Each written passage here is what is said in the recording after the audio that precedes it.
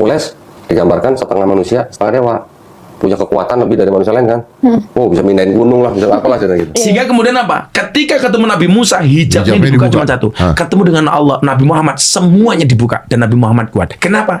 Karena Muhammad bagian dari Allah. Nah, setengahnya kok. Setengahnya. Halo teman-teman, berjumpa lagi dengan saya Brother Phil.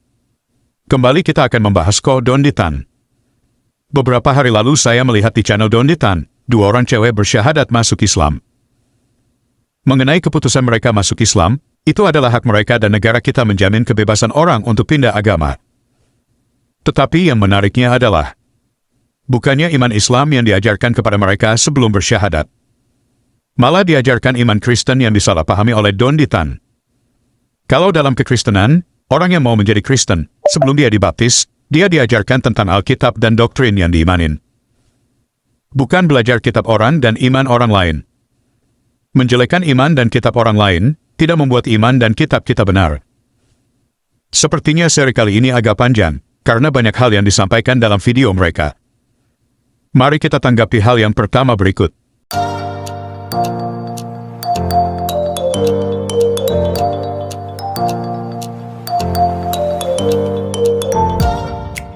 Kita lahir sudah ditakdirkan, oh kamu jadi orang Sragen, jadi orang Riau, saya orang Cilacap gitu. Semua yang lahir jadi manusia itu kan nggak bisa milih mau jadi bule atau mau jadi negro, nggak bisa kan. Jadi makanya karena kita nggak bisa milih jadi orang ras tertentu, kita harus mengenal mereka dan saling berkasih sayang. Di Islam ajaran gitu. Kalau di Kristen gimana? Kalau di Kristen, kalau ada yang pindah atau apa gitu kan beda. Bukan, kalau masalah berbangsa-bangsa gitu kan. Kalau sama. Kalau gitu kenapa Yesus di gambarnya jadi orang bule? Kenapa Tuhannya untuk orang bule aja gitu? Gimana perasaan orang-orang negro itu? Punya Tuhan bule gitu. Pernah nggak kepikir sampai situ? enggak sih. Enggak. Karena Yesus itu sebagai Tuhan digambarkan sebagai orang bule segala macam. Itu kan adalah pemikiran manusia. Iya. Kita sudah dengarkan bersama bagaimana Donditan mempertanyakan Yesus yang digambarkan sebagai orang bule. Pertanyaan macam apa ini? Kalau yang gambar atau buat ilustrasi orang bule, ya menurut imajinasi dia Yesus orang bule. Kalau yang gambar orang Cina, ya Yesus modelnya orang Cina. Pertanyaan kita adalah, apakah yang digambar itu adalah Yesus? Tentu saja tidak. Itu hanya ilustrasi, bukan wajah aslinya. Yang pasti Yesus adalah manusia. Yang pasti Yesus lahir sebagai manusia, mau dari suku dan bangsa apapun kamu, Yesus datang ke dunia untuk kamu. Tadi Dondi katakan kenapa Yesus datang dari ras tertentu saat menjadi manusia. Apa salahnya? Lagian tidak ada yang protes. Orang akan protes jika Yesus datang hanya untuk menebus ras tertentu. Lagian Alkitab kita sudah jelas katakan dalam Yohanes 4 ayat 22. Kamu menyembah apa yang tidak kamu kenal, kami menyembah apa yang kami kenal, sebab keselamatan datang dari bangsa Yahudi. Dan pada ayat lain juga katakan kenapa bangsa Yahudi. Roma 3 ayat 1-2. Jika demikian, apakah kelebihan orang Yahudi dan apakah gunanya sunat? Banyak sekali, dan di dalam segala hal. Pertama-tama, sebab kepada merekalah dipercayakan firman Allah. Bukan berarti bangsa di luar Yahudi tidak dikasihi Tuhan. Alkitab kita juga katakan. Kisah Para Rasul 10 ayat 34-35. Lalu mulailah Petrus berbicara, katanya, sesungguhnya aku telah mengerti, bahwa Allah tidak membedakan orang. Setiap orang dari bangsa manapun yang takut akan Dia dan yang mengamalkan kebenaran berkenan kepadanya. Jadi, meski Yesus datang menjadi manusia dari bangsa Yahudi, bukan berarti Dia tidak mengasihi bangsa yang lain. Sebenarnya secara tidak langsung, Donditan menolak Allah dan Quran-Nya. Kenapa? Karena dalam Quran mengatakan bahwa Allah SWT memilih Israel melebihi dari umat lain. Surah Al-Jasiyah ayat 16. Sungguh, kami benar-benar telah menganugerahkan kepada Bani Israel kitab suci, hukum, dan kenabian. Kami pun telah menganugerahkan kepada mereka rezeki yang baik dan kami lebihkan mereka atas semua umat yang lain di alam ini dalam kurung pada masa itu. Kita sudah dengarkan bersama ayatnya. Meskipun ada kalimat tambahan yang ada dalam kurung, yang mengatakan pada masa itu, padahal ayatnya tidak mengatakan demikian. Yang pasti sesuai dengan ayat ini Allah SWT pilih kasih. Bukan cuma di ayat itu, kita bisa baca juga di surah 2 ayat 47. Wahai Bani Israel, ingatlah nikmatku yang telah aku anugerahkan kepadamu dan sesungguhnya aku telah melebihkan kamu daripada semua umat di alam ini dalam kurung pada masa itu. Dan juga di surah 2 ayat 122. Kita akan tunggu respon Donditan. Apakah dia berani bilang Allah SWT pilih kasih? Kita lanjut. Adil nggak Tuhan untuk semua bangsa manusia, tapi Tuhannya ras tertentu gitu? Enggak lah. Nah, kalau di Islam Tuhannya kan nggak kelihatan. Iya. Biar apa? Biar adil. Biar yang buta juga bisa sama-sama nggak ngeliat gitu loh. Yang melek juga nggak ngeliat, yang buta juga nggak ngeliat. Kalau Tuhan bisa jadi manusia, adil nggak buat yang buta? Yang buta kan nggak bisa ngeliat. Betul nggak? Iya betul. Kita barusan dengar, Donditan katakan, dalam Islam Tuhan tidak kelihatan supaya adil. Karena kalau Tuhan bisa dilihat itu tidak adil buat orang buta. Nah, ini dangkalnya pemikiran Donditan. Dia tidak tahu waktu Yesus bertemu dengan orang buta, justru orang buta itu dibuat Yesus bisa melihat. Artinya orang buta pun bisa melihat Tuhan. Pertanyaan kita adalah, apakah Tuhan dari Donditan bisa dilihat? Mari kita saksikan apa yang dikatakan para ustadz. Bagi para penghafal Al-Quran, mereka dapat gelar Ahlullah. Mereka keluarganya Allah. Maka bagaimana mungkin keluarga Allah dihalangi daripada melihat Allah? Allah itu zat senyata-nyata wujud dan punya eksistensi.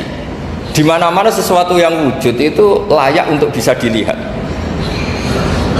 Lalu pertanyaannya gini, kenapa kita tidak bisa melihat sekarang kok nunggu di akhirat? Karena mata kita sekarang itu profan, fana. Sementara kita setelah di surga, tubuh kita didesain abadi. Hadis sahih yang menyebutkan juga bahwasanya nanti ya, kalau penghuni surga sudah masuk ke dalam surga semuanya, yang tinggal di neraka tinggal orang-orang yang kekal saja, orang kafir dan munafik, gitu kan? Ini mereka kekal di api neraka. Maka semua penghuni surga sudah masuk, termasuk yang bermaksiat, sudah dibersihkan dosanya di neraka baru masuk ke dalam surga. Allah SWT mengumpulkan mereka lalu berkata, apakah kalian sudah puas dengan nikmat yang saya berikan? Mereka serentak mengatakan, ya Allah, nikmat apa lagi setelah engkau menyelamatkan kami dari api neraka dan kami masuk ke dalam surga. Lalu Allah SWT mengangkat hijabnya, lalu mereka pertama kali, kata Nabi SAW, melihat wajahnya Allah. Dan serentak mereka berkata, ya Allah, tidak ada nikmat yang mengalahkan melihat wajahmu yang mulia ini. Berarti memang di sini kita lihat Allah Subhanahu wa Ta'ala dalam riwayat-riwayat ini disebutkan akan kelihatan nanti di akhirat dan hanya akan dilihat oleh ahli surga. Sampai kalau kita baca buku-buku tentang surga, kayak pernah buku-buku yang saya sebutkan ada Tamasya ke Surga, ada Rasulullah SAW cerita tentang surga, beberapa buku tentang surga yang disebutkan yang sudah diterjemahkan ke bahasa Indonesia, itu semuanya sepakat menyebutkan nikmat terbesar sudah dalam melihat wajahnya Allah yang mulia. Kita sudah dengarkan bersama bagaimana para ustadz menyampaikan menurut hadis bahwa Allah nanti dapat dilihat, artinya Allah itu berwujud. Karena hanya yang berwujud yang bisa dilihat. Mengenai wujudnya bagaimana kita belum tahu. Yang pasti Allah dapat dilihat, hanya masalah waktu saja. Dan kenikmatan terbesar tadi menurut para ustadz adalah melihat wajah Allah. Kita lanjut. Hercules, Siapa? tahu? Yang badannya itu? Hercules, bukan yang preman abang. Bukan. Hercules, yang setengah manusia setengah dewa. Kan banyak filmnya tuh. Iya. Anak siapa Hercules, tahu nggak? Anak siapa? Menurut cerita, Hercules itu anak siapa? Nggak tahu. Kalau di film-film tuh kan ada film Hercules kan? Belum pernah nonton kayaknya. Masa? Cuma tahu tokohnya tapi belum pernah tahu ceritanya. Di ceritanya kan anaknya dewa Zeus. Oh. Nah, jadi ada dewa, kan banyak dewa. Ini kepercayaan Yunani nih ya. Banyak dewa, tapi ada dewa satu yang paling tinggi, namanya dewa Zeus. Dia dewa paling tinggi aja pokoknya. Dewa-dewa yang lain ada dewa kesuburan, ada dewi kesuburan, ada dewa perang, dewa macam-macam lah. Nah, si Zeus ini ceritanya dia bisa turun, menghamili perempuan, punya anak, namanya Perseus. Ngambilin perempuan ini, punya anak namanya Hercules. Nanti bisa menghamili dewi yang lain, punya anak dewi juga, namanya Dewi Helen gitu kan. Cerita-cerita seperti itu yang akhirnya turun sampai sekarang sini. Hercules digambarkan setengah manusia, setengah dewa. Punya kekuatan lebih dari manusia lain kan. Oh, bisa mindahin gunung lah, bisa apalah gitu. Iya. Karena dia punya kekuatan seperti itu, didewakan sama manusia, dituhankan. Betul. Jadi sebutnya setengah manusia, setengah dewa. Nah, sekarang bedanya sama Yesus apa gitu? Kan Yesus sebut 100% manusia, 100% Tuhan. Konsepnya kan mirip, konsepnya. Oh iya betul. Ya. Walaupun detailnya beda, tapi konsepnya mirip. Ada manusia, ada yang satu setengah manusia, setengah dewa, ada satu yang 100% manusia, 100% Tuhan. Mirip konsep. Sama-sama. Barusan Donditan menyamakan kisah Hercules dengan inkarnasi Yesus menjadi manusia. Padahal kedua hal ini berbeda jauh. Yesus bukan setengah manusia, setengah Tuhan. Yesus adalah 100% manusia dan Tuhan. Dan cara Hercules jadi manusia hasil hubungan intim sementara Yesus tidak. Jika menggunakan standar Don Ditan, apakah kita bisa mengatakan Nabi dari Don Ditan juga mirip Hercules setelah kita mendengarkan pernyataan Gus Miftah pada podcast Deddy Corbuzier? Pada menit 28 sampai menit 30. Dan ini bagian pernyataan Gus Miftah. Begitu Nabi Muhammad masuk nyopot sandal, kemudian bertanya kepada malaikat Jibril. Jibril, engkau saja malaikat yang terbuat dari cahaya. Itu tidak mampu ketemu dengan Allah. Bagaimana dengan aku yang terbuat dari tanah? Kemudian, jawaban Jibril apa?